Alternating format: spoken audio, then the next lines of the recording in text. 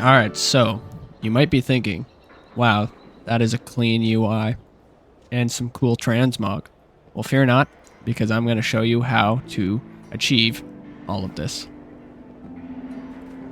So the first thing that you should do when you get back on the game is figure out your UI setup, right? So this is what mine looks like. And at the end of the video, I do a dungeon run and I show you how it all kind of works together in a dungeon, but super crisp and clean and perfect. But to get things started, there's a new thing, edit mode. And this may or may not have been there the last time you played. I can't remember, but edit mode is amazing. Essentially, it lets you move everything around on your UI for the most part, and it is quite good. So you no longer really need like LVUI and all that kind of crap, right? I really like it. It looks good and it works good. So the first thing you need to do, set yourself up a nice UI. So I have my action bars here. I got my cooldown manager here. Party, raid frames, your chat, all that kind of stuff. My extra ability buttons, buffs and debuffs and all that kind of stuff. Talking head and all that jazz. But the one thing that I do want to touch on is when you enable the cooldown manager, which I think you should, because these bars are very important, especially for a blood DK. But you don't want to have these ones, the utility cooldowns, essential cooldowns, and the track buffs. I don't really need those. So what I do is you just have them hidden. Okay. And you have these ones hide when inactive. So that way they're not there unless it's actually being used. Like so. Right? Just like that. My death and decay one. This one is for my dancing rune weapon and my bone shield. I have 5 stacks. If I use this, it would take away that bone shield because I no longer have it right now. You kind of get the idea. So that's the first thing. Get yourself set up with a nice layout that you like. And I would suggest that you have your frame and your target frame center-ish screen. The idea is to have as much of this space open to see what's actually going on, and your bars in a way that you can visually see them. For myself, anyway. Obviously, everyone's different. The way your UI looks is personal preference, but this is a pretty good setup, I find. The next thing is you go to options. There's a new tab. Gameplay enhancements. Okay, single button assistant, we'll touch on that in a minute, but assisted highlight and cooldown manager, this is those cooldown managers, those bars I just showed you. Assisted highlight is a new thing, which is this blue highlight over my ability. So if I go over here, you see how I clicked on him, I'm far away, it's gonna tell me to use Death's Caress. Okay, I get up close, gonna say, hey, you should use this. Hey, you should use this. You should use this. You should use this. And so on. You get the idea, right? Essentially what it does is it shows you your basic rotation, okay? These are the spells in your spell book at top right, single button assistant. If you hover over it, these are the spells that are gonna show up in your assisted highlight as well. And essentially what this is it's your spec and class and changes depending on which hero talent build you take. Currently I'm in Deathbringer. It'll change varying based on that as well.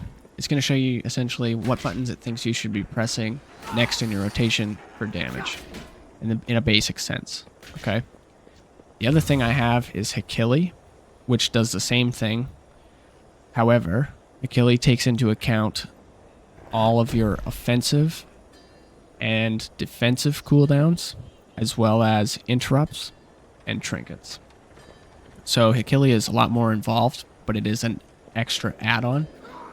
And you can pretty much count on it the way WoW's going. they want to remove a lot of add-ons and basically have their own features as replacement. So for example, they want to get rid of like details, for example, but they're not going to do that until they have their own version of details in the base game. They want to get rid of like DBM and bigwigs and things like that, but they're not going to do that unless they have their own version of boss timers in the game. Okay, so I still suggest that you get Achille. It's really good. Works good. She's telling me to use a trinket now. Tell me to use my other trinket. Then tell me to use my bomb limb. So if you use Achille and the assisted highlight together, you're gonna do like nuts damage, and it'll just kind of help you learn your role better, like learn your rotation better. And it's nice when you're in a dungeon and stuff, and like, I mean, shit gets so hectic in this game that it's very easy to lose track of where you are, and it's all about speed, right? So if you can just quickly look at your bar or quickly look to the center for Achille and know roughly like which button you should be pressing to do damage, that's a bonus, right? So that's why I use those kind of all together. The other thing that they added is the single button rotation assistant, which I'll bring it out. The downside to using this is it's going to increase your global cooldown by 25%. So if you use, like let's say, I'll just go up and Heart Strike this guy. If you use Heart Strike, you see how it does that shadow spin? That's your global cooldown, okay? So if you use single button rotation, that swipe is 25% longer, which means you're going to be able to click the buttons slower than if you were doing your rotation normally, which is why I don't suggest that you use it. I use it when I'm playing on my Steam Deck, because then I can just literally hit X and play the game just fine. The only thing I have to worry about is hitting my shields, my interrupt, and my main offensive cooldowns. For instance, like Tombstone, you know, shit like that, right? But it's going to hit or cycle through all of these abilities that it's showing you right there, depending on the situation. So I'll kind of just show you how it works here. We click on this guy, it's going to do that. It's going to do Dancing Rune Weapon. It's going to do all of these. All I'm doing is hitting one.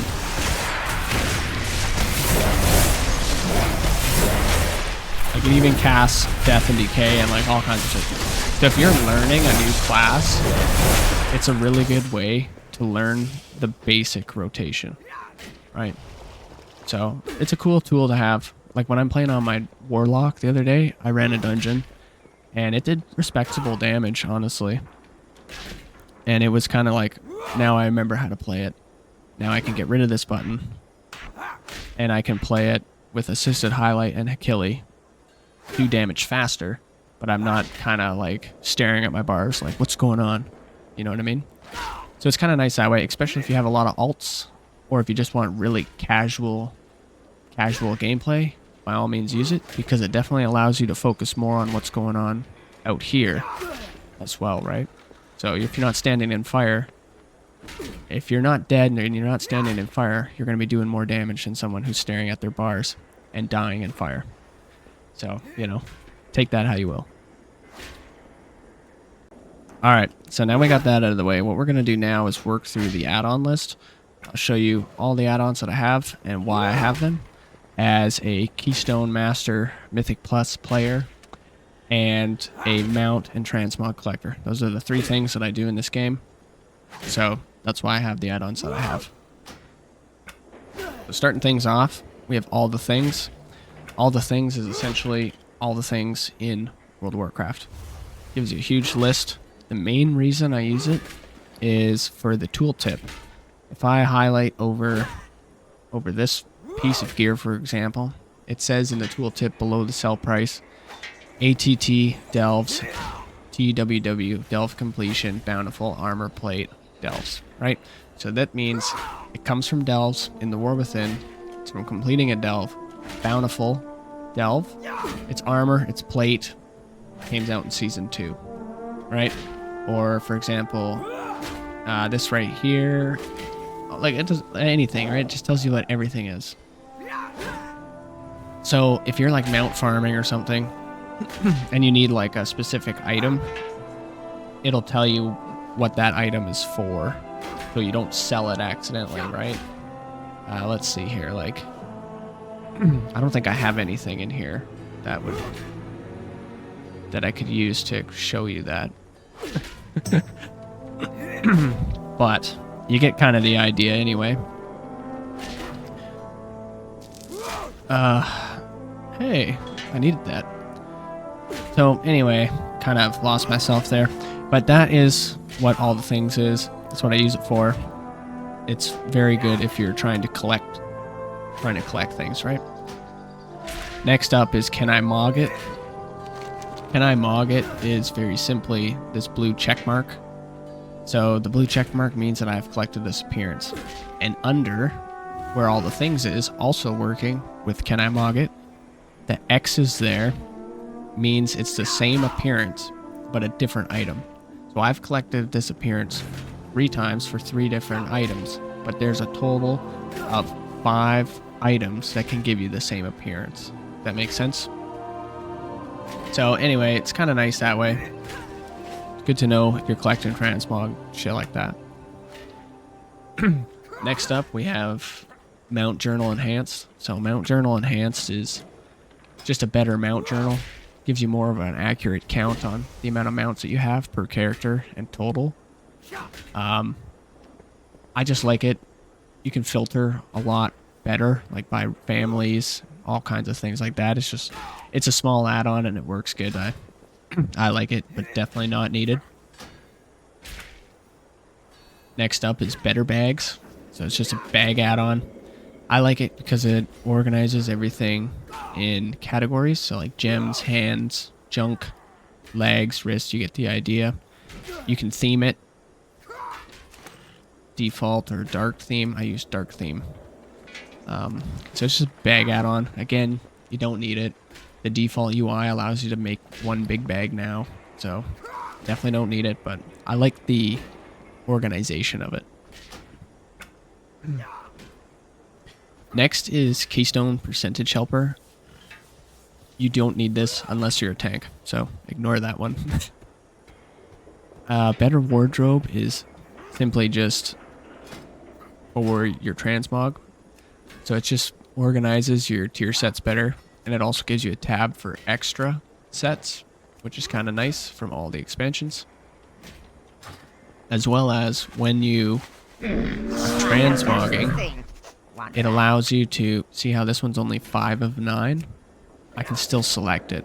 So it doesn't have to be a fully completed set in order for you to already select the set in the transmog window, which is awesome, like top tier awesome. And it gives you the extra tab as well for any of the other ones that you've collected that aren't tier sets, but they're still sets, which is cool. Farewell, friend of the Grummels. Next is auto repair, which is simply just auto repair your gear. So you can see here like 91%, 94% durability. I have many lucky doos. Auto repaired. Like? Done deal. Right? Simple. You can have it pull from your guild bank or your personal bank. So that one's pretty self-explanatory. Next is big wigs and little wigs. Big wigs for raid, little wigs for dungeons. So this is my DBM, basically. So Deadly Boss Mods works fine. I like big wigs because it works better with my weak aura pack. But essentially, all it is your big wigs, right? So there you go. My boss timer bars are right there. That's where I have them set. Very simple. Like I said, DBM works, like Deadly Boss Mods works just as good.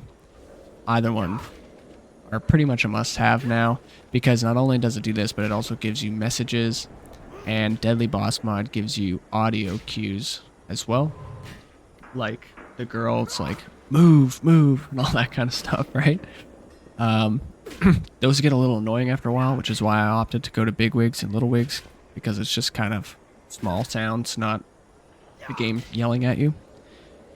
And like I said, it works better with my weak aura pack that I will show you later on.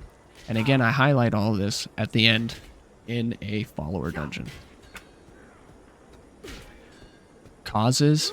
This is strictly related to my weak aura pack.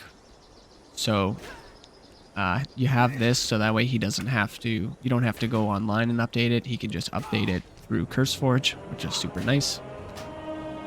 If you're interested in getting a weak aura pack like that, I'm assuming you won't come back till at least Season 3 or maybe even Midnight, the next expansion, when they release player housing, which is going to be really exciting. But I can show you how to get that if need be.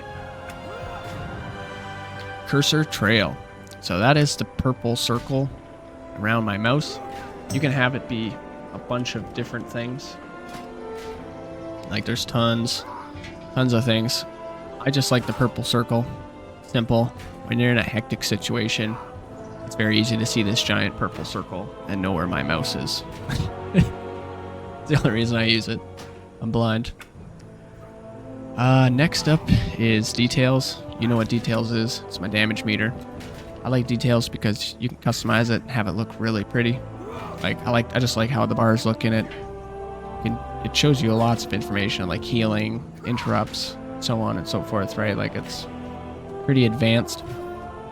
And like I said earlier, they are getting rid of 99% of these add-ons I'm showing you, but they are bringing their own in-game equivalents. So we'll just have to wait and see how that plays out, right? But yeah, details works really good. I can share my profile as well.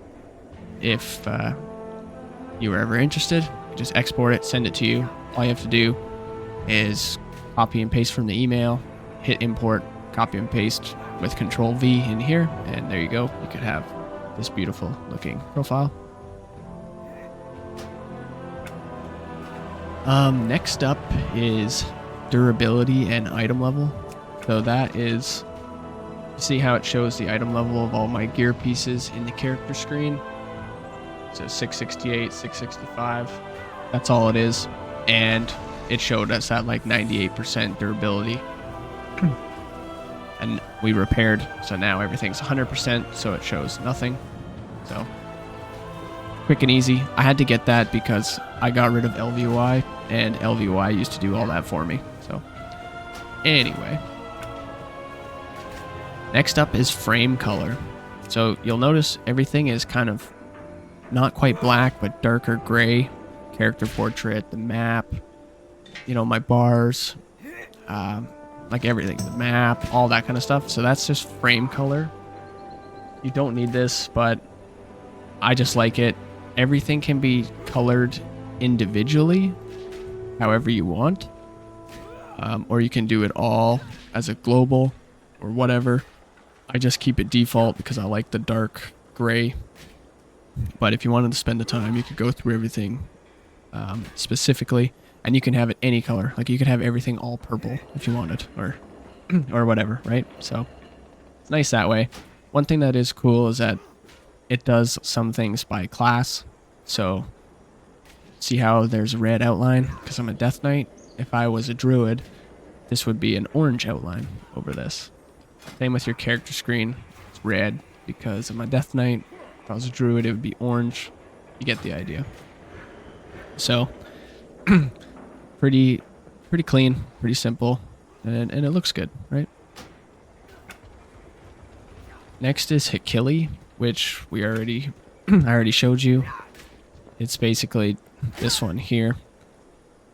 Super easy to set up. You just type /Hakili.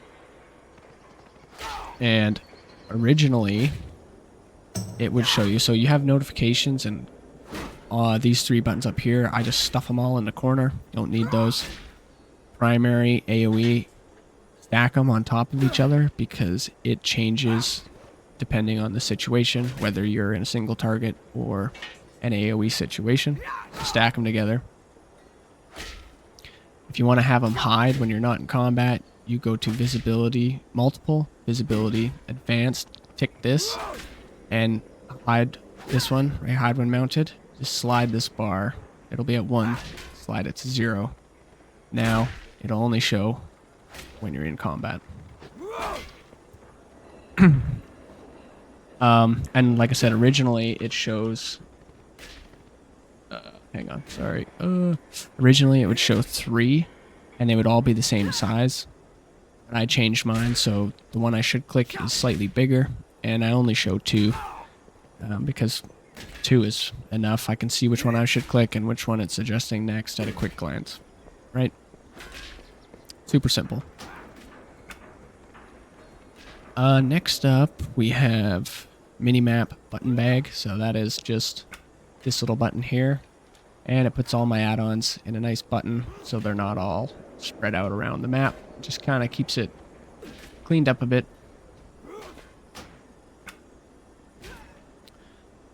Mythic dungeon tools, you don't need this unless you're a tank. All it is a it's a root. It's a root thing for tanking, so you can get the correct percentage. So for example, like this would be my first pull. This would be my second pull, my third pull, my fourth pull with the boss. Move on. My fifth pull. You can skip these guys or you can take them. Sixth pull. Your seventh pull, eighth pull, ninth pull.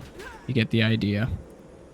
Counts all together to give you your count for your mobs. And so on and so forth, right? Again, if you're not a tank, you don't need that. Next up is pawn. So pawn, I would highly suggest. And what it is if I click on this, you will see this one in here, my bag, has a green arrow on it. So it's telling me right off the bat that it's an item level increase over the gloves I currently have equipped. And if I hover over it, it's going to say at the bottom that for blood spec, it's simmed to be 23% of a better upgrade than my currently equipped gloves. So it's just a quick way to know if something's an upgrade or not. Now, obviously, you still want to kind of pay attention and play around a little bit. But for a casual play, it's just the easiest way to like go boom, boom, boom. This is upgrade, this is upgrade, this is upgrade. Sell the rest. Right? No thinking required. Just very simple. Okay. Next up is Plater. So Plater is my nameplate add-on. And I use Quasi's profile. And I will show you how to get that profile because it is life-changing. So during the follower dungeon, I will explain it better. But essentially, it color codes enemies. It shows cast bars that are important to interrupt. And it's just clean, easy to read, easy to follow. And it's an amazing, amazing add-on. So this is the menu. So what you do is we're going to swap over to display. I'm going to open Google. And what you do is you type in Quasi, Quazii, go to here. You go to nameplates. And you would click install Quasi Plater. Okay. And once it's copied, then we can go back to WoW. And you would go import. And you would Control V paste it here. And that's going to give you his profile with all the color coding and everything all done for you. The only thing that you'd have to do from there is general settings. Click use Blizzard's nameplate alpha, checkmark it, and then bring it to 0. And that way, if you're in a multi-layered dungeon and an enemy is on a floor below you, it'll only show you nameplates that are within your vision, not nameplates that are below you or above you or through a wall, or so on and so forth, right? Just makes it like, see, I can only see these ones, not these ones. If I come over here, now I can see them. Just helps with the clutter. And the other thing I suggest you do is go friendly player. You can... Oh, for some reason I don't have this turned off right now. Usually I do.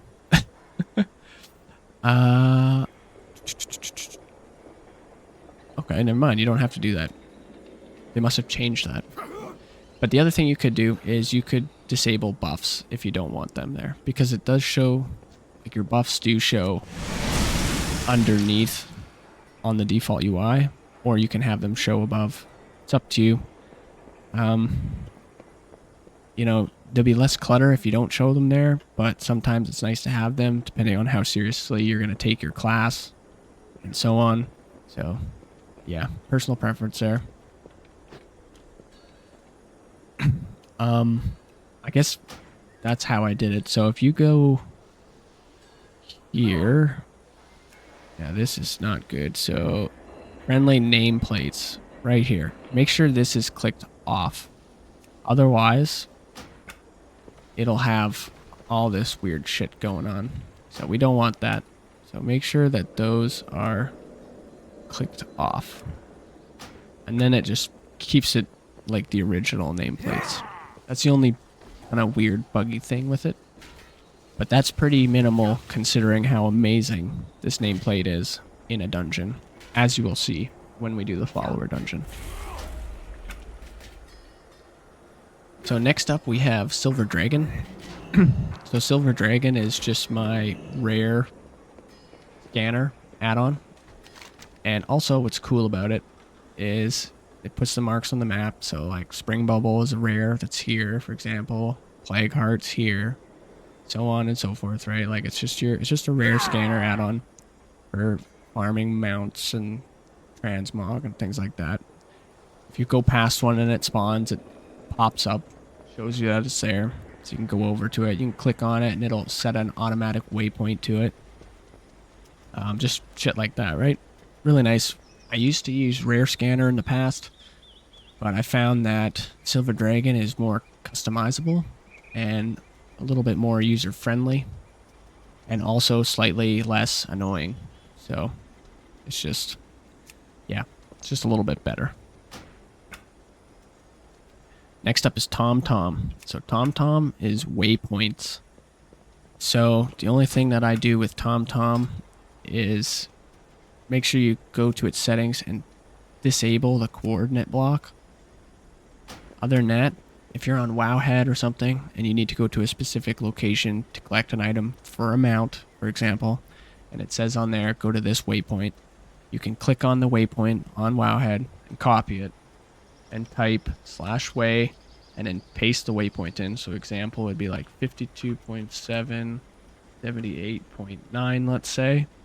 Press enter and boom, it's going to give you a waypoint to that location and a dot on the map on how to get there. So really good if you're, again, doing old content. And we have weak ores. So weak ores I use strictly for dungeons as tank. And it's good to have as DPS.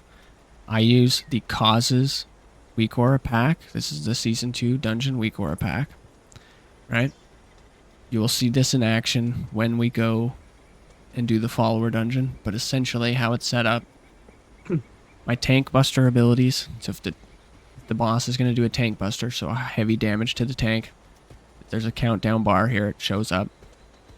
You got spells and what's going to happen. AoEs and stuff that are incoming. You got your timer and important messages. You got an important icon over here. Tells you information. If you have a dot on you and things that are happening in this moment, this is their timer bar, so you know how long it's going to happen for. Obviously, this looks very confusing, but during the follower dungeon, you'll see it all in play, and I kind of explain it, and it makes sense. And as you can see, yeah, it's super clean. Obviously, not all of this shows up at the same time. You usually only have like one, maybe one dot bar, maybe one of these is there, and so on. Oops, I accidentally moved that. But you get the idea, right? So that's my weak ores. And the last one is World Quest Tracker, which is pretty self-explanatory. It's just this list right here showing you what world quests are active and giving them locations on the map and so on. Now, WoW does this by default now. However, it doesn't show you their rewards unless you mouse over them. So You don't have to have it anymore, but I'd still say it's worth it.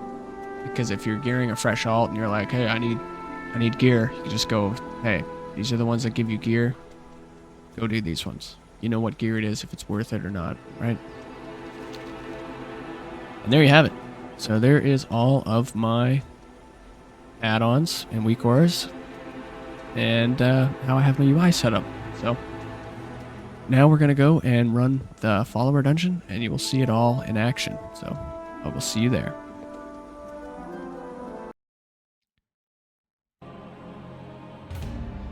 Okay, so this is a pre-recorded follower dungeon run.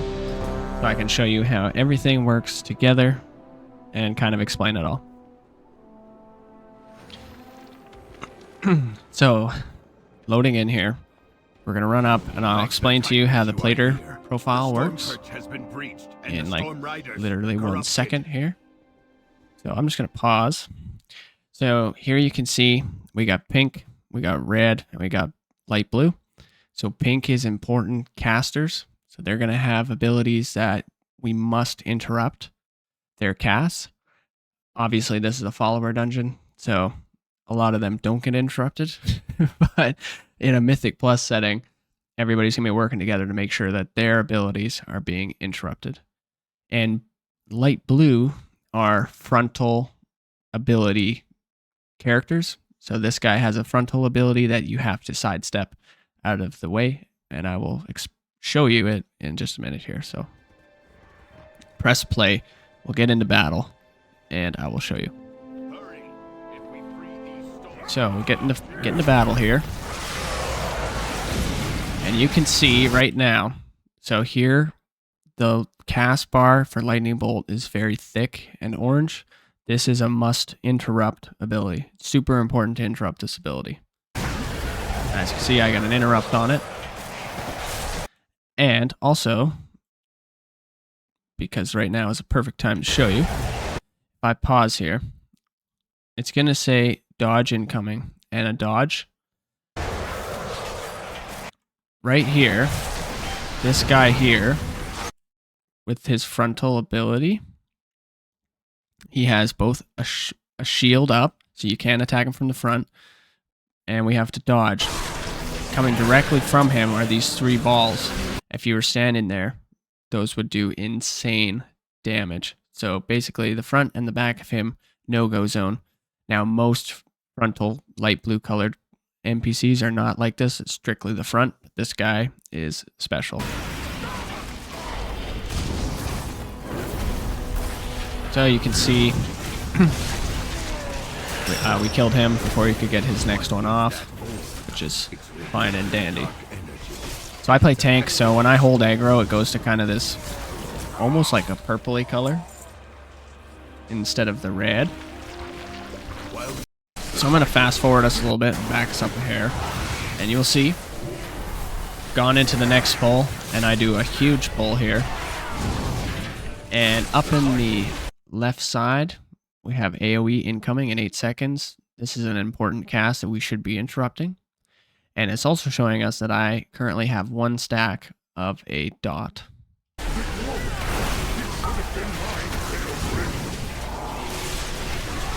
So it's absolute mayhem right now. Interrupt that.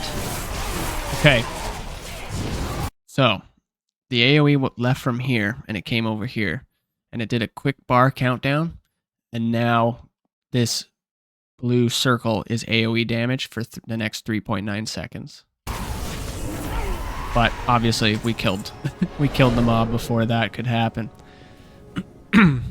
So now my trusty AI followers end up pulling the boss, and it's madness, but I go over here and pull the rest of them anyways.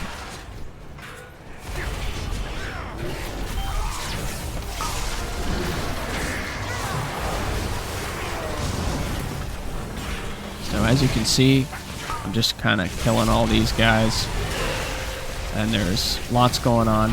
So now it says beam, and that is this beam right here coming from the boss. It's going to last for the next 9 seconds.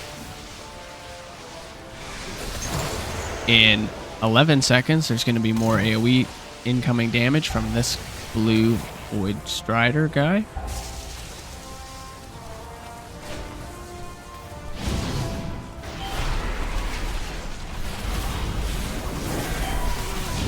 And we also have right here at this moment, it says spread.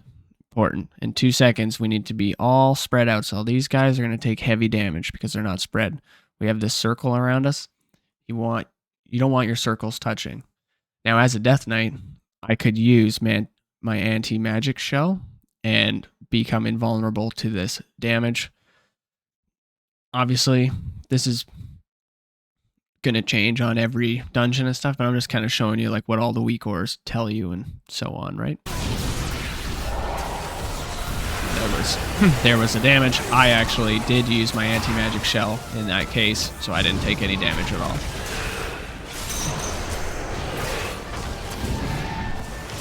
And it's going to tell us to spread again with the message on the screen, and you know what? You kind of get the idea anyway.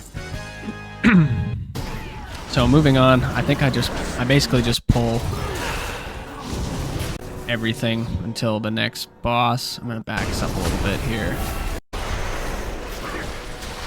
And just pause again. So here you can see that I have a dot, and it's a stacking dot.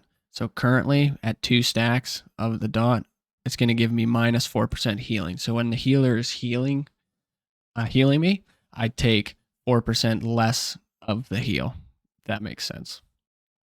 And also, kind of down here, just to touch on quick, is the cooldown manager bars that I was talking about earlier. So you can see I have one for my bone shield. I have 8 stacks of bone shield currently. I like tracking this one because for tombstone, you want to have at least 5 stacks to make it worthwhile to click this button. Dancing Rune Weapon is a very important ability. You almost always want to have that active. And my Death and Decay, in 3 seconds, it's going to disappear.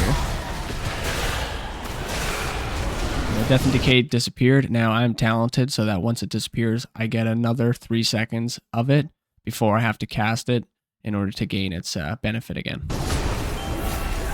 There we go. See, I casted it again. It's counting back down. So like, there's a lot going on, but it's pretty easy to digest it all when you actually play a fair amount. And also, you can also kind of see how the Achilles working and the assistant manager is working. The blue showing you your basic damage rotation, and I use that in conjunction with Achilles to kind of have a good rotation. But during this follower dungeon, I'm way overgeared. I haven't really been following it perfectly because I was just kind of more or less trying to get abilities to show up to show you the weak ore as in the plater profile and things like that.